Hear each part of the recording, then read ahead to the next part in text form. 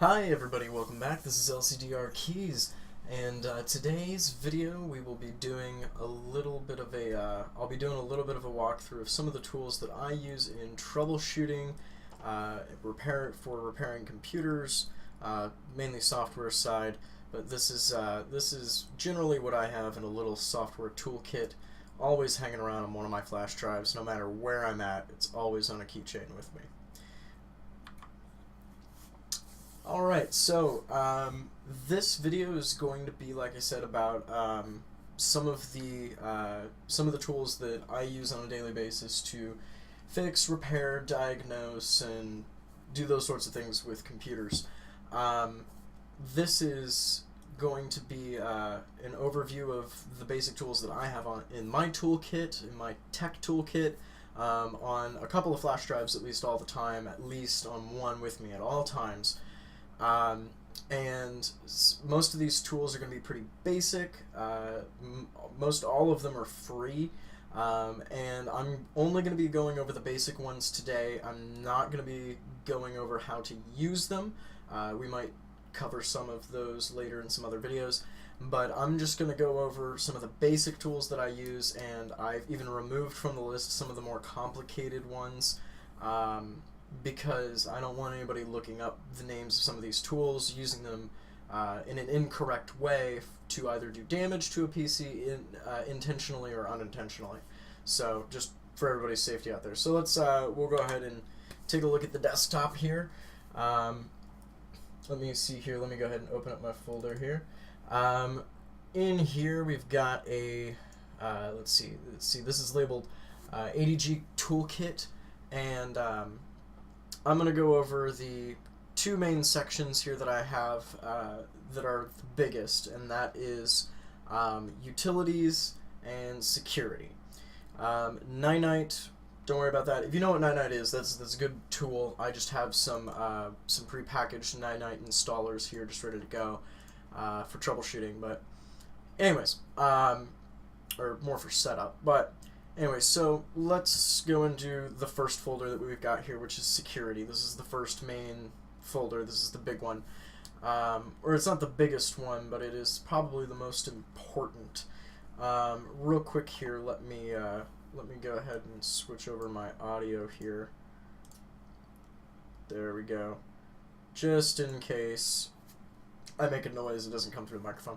So in security, I've got a decent list of tools. A lot of these are going to be virus removal tools, and that is pretty much actually it for the most part in this list. Let me actually bump that over to the other side of the screen so you guys can see it. So here we've got ClamWin Portable. This is something you can get off portableapps.com, or you can just Google search it, get it directly from the developers. And I'm just going to say same story as ClamWin when I go over some of these other ones, so I don't have to repeat myself the entire time. ClamWin Portable is alright. We won't update right now, but basically this is just a free antivirus. My only problem with it is that it is a bit slow and awkward to update, but it's just a basic antivirus scan and remove tool. That's it. It's good to have a lot of those in your arsenal because they're going to be using different virus definition databases, and you really want to check with as many different resources as possible to make sure that the machine is ultimately cleaned up in the end. Hijack this portable. This is, sorry if the screen went black there for a second. This is a very simple tool. Basically, this is going to scan for registry entries that were made, changes to settings that were made by malware. And it'll also pick up things, changes made by good software as well, but it's also ultimately going to try to find things you don't want changed and try to reverse that. Hijack this is something that I really use to remove what is left over of the damage of some nastier rootkits and browser hijackers. I really do not recommend that you use this tool unless you've read up on a bit on it, or you know how the Windows registry works. You know what what's good to remove and what's not okay to remove, because you can really do some serious damage with this tool if you're just using it willy-nilly. Next up in the list, we've got Kaspersky TDSS Killer Portable. That is a very simple tool. I will apologize again if the screen goes completely black for you. A lot of these tools, this is an older version of my toolkit. Like I said, this doesn't have my more complex tools in it, so these are all going to be, their databases are going to be out of date. Basically, this is put out by Kaspersky Labs. They do an off-the-shelf antivirus that you can pay $79.99 a month for, not a month, sorry, a year for 3 PCs. And basically what this tool does is it looks for, in particular, really what it's good at finding is zero-access rootkits. And then there's some other different named rootkits here as well. But it's going to look for TDSS, SST, Zero Access is another popular one, Whistler's another popular one, Stoned. Then there's some others that I can't think of off the top of my head, but it's pretty darn good at finding evidence of a rootkit if it's there, and for the most part wiping it out. Really, I just use it to see if it is there, because it's a quick scanner, but it's definitely not too great at removing all of the issues. We'll get to Malwarebytes software here in a minute, because that's a little story in itself. Here we get down to MS EMET. This is Microsoft's EMET, the Advanced Mitigation Experience Toolkit. I want to say that I said that properly. Let me see here. Enhanced Mitigation Experience Toolkit. Yeah, I was right on. They're on 5.0 right now. This basically, I've got this running down here in the background on my PC all the time. What this does is it is an anti-exploit program that runs in the background, and it's going to try to patch exploits that come through mainly 2 things, and that's going to be browsers and documents, particularly PDF files and PDF readers. But it has several different settings.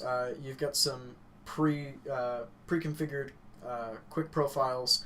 Maximum security, like if you're going to run EMET, I really recommend that you do custom security and you leave it on the default custom security. That's going to monitor some things. It's going to let you know if a weird JavaScript starts to run from a website or something like that, or if it's detecting that some code was injected and it starts to run or whatever. But if you put this on maximum security settings, it, especially if you're a PC gamer, you're not going to be able to run much. I didn't have too many problems with it because I just didn't do it, but I have a friend of mine that said it caused a lot of issues in games for him, so that's something to keep in mind. This is another free piece of software out there for anybody to use. This is really, really super in-depth. That PDF of the user manual I pulled up is actually like a good 40 pages long, I want to say. And it really gets into what it does down on some really deep levels. It's a very interesting read, one that I actually, one that I believe, let's see, no, I don't think I have it just out and laying around, but it was actually something that I printed off and I used as bathroom reading material because it was quite interesting. Some other things to keep in mind that you might want to have in your toolkit. This is Norton removal. There's also a McAfee removal. Now, these are not programs from McAfee or Norton to remove viruses. These are programs to remove Norton or remove McAfee. And oftentimes, if you've got multiple antiviruses installed, that can sometimes be like 2 traffic guards trying to direct traffic in 2 different ways. They can cancel each other out. They can end up being useless overall, to put it in layman's terms. They kind of sometimes cancel each other out, make each other do weird things, and cause errors and problems, and malware can seep through when that happens. So having removal kits for McAfee and Norton is especially nice, especially since older versions of McAfee, I know, are particularly hard to remove. I'm not sure. I've never had to really uninstall any of their newer software because I personally don't run any off-the-shelf antivirus. And we'll get into like what I think are best practices for security, depending on your level of computer knowledge, mind you. But I don't think I've ever had to remove myself McAfee LiveSafe, their newest antivirus, so I can't tell you how difficult that is to remove, but I know older versions of Norton and McAfee, and I think Norton's still overall, they're both just really, really difficult to remove. So difficult that the company actually released official tools to remove their own software, because you can uninstall it through Windows, but it'll leave itself in your documents and settings, it'll leave registry keys, all this crap that you don't want in there. Spybot Portable, same as ClamWin. It's just another antivirus scanner that's kind of good to have around, just double checking things. Adware Cleaner, this is another great one. Let me see. You're currently, yes, I know it's out of date. Same story as ClamWin, only this is going to scan for services that are possibly malicious, folders, files, shortcuts that have been created, scheduled tasks, registry entries, things that link into your browsers, and then you can have a chance to remove it all. So it's a great piece of software. It's not bad at all. Here is one, Hitman Pro. Hitman Pro is quite good at detection for being a smaller company that at least I hadn't heard as much about compared to others. But Hitman Pro is really, really good at detection. If you want removal, though, as I understand, as of right now, or as of at least several months ago when I downloaded Hitman Pro for the purpose of detecting, if you want removal capabilities in that software, you have to pay for it. JRT, Junkware Removal Tool, is a very simple, it's a command line. It's just a batch, it's just an exe that executes through command line. Basically, it just runs through, it finds things that a lot of adware has in common with each other, and just general, I guess you could call it, definitions of adware. It just looks for generalizations that are in software that typically turn out to be adware, and removes them automatically for you, and then it gives you, at the very end, a nice text file, and it saves it to the desktop of what was removed, which is quite nice. The MSSS tool, this is the Microsoft Security Essentials tool, I believe. I believe that acronym might be a little different. This right here, when you run it, is going to help you create either a bootable flash drive or a bootable disk that is Microsoft Security Essentials. And it is its own little tiny OS that you just boot into. It just boots and runs that program only. Updates, runs, scans, takes care of it. And yes, that is the Microsoft Security Essentials that you're used to if you're running Windows 7. If you're running Windows 8, you're probably used to it being called Windows Defender, which looks like this. They both are very, very similar, do the same thing. It was just a rebranding with Windows 8. But that'll let you create a bootable flash drive or CD or DVD. Again, these JRT that I talked about is free. This is free as well from Microsoft. Up next in the security list, I've got Process Explorer, which is very simple. I actually have Process Explorer replacing the Windows Task Manager right now in my computer. I'm not going to show you all the processes that are running on my PC. But basically, this is a very, fuck it, I'll show you guys, not like it matters. But this is a very nice little tool. Essentially what you get out of this is a list of every process that is running in the hierarchy that they're running in what order, in a tree format. CPU usage, that's something to pay attention to. Private bytes, I believe that is used memory, or actually no, that would be working set, I believe.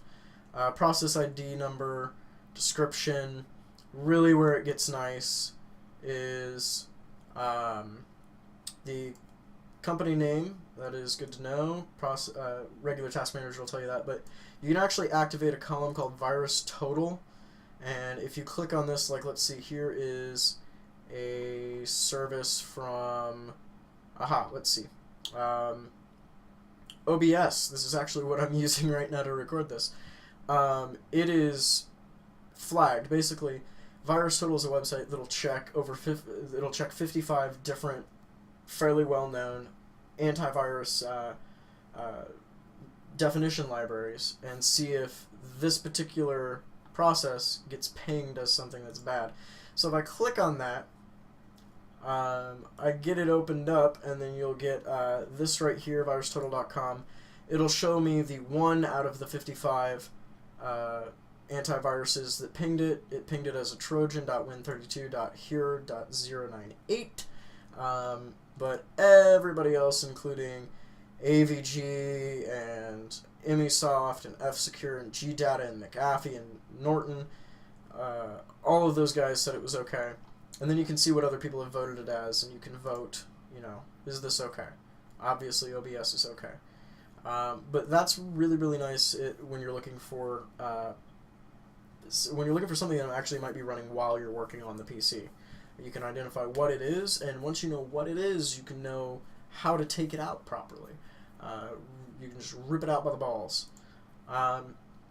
Down here in the list, we've got Arkill, which is another free application. This runs, it's another exe that runs in a command line. Basically, it goes through all of the processes that are running. It looks for processes that are potentially malicious, hazardous, or of a nature very similar, and it just kills that process. It just ends it.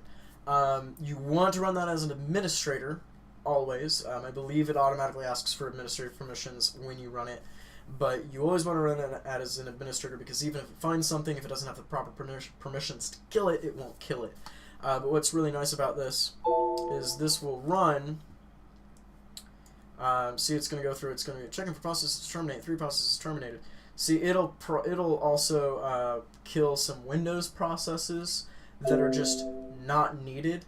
And see, when it ends like this, it'll say, you should now be able to run your normal security programs so that you can scan for computer infections. This basically is, Arkill is good for 2 reasons.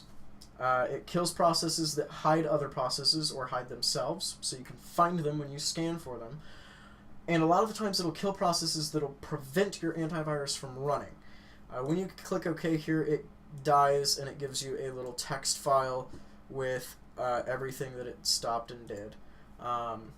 Super simple. And then, let's see here. This down here, we don't need to talk about that. It's just another Windows tool. But that is pretty much what I've got in the security folder. What we're going to do is we're going to go ahead and just make this a 2-part video. So, we're going to go ahead and say toodles for now. That was the security section of my tech toolkit that I carry around every day with me.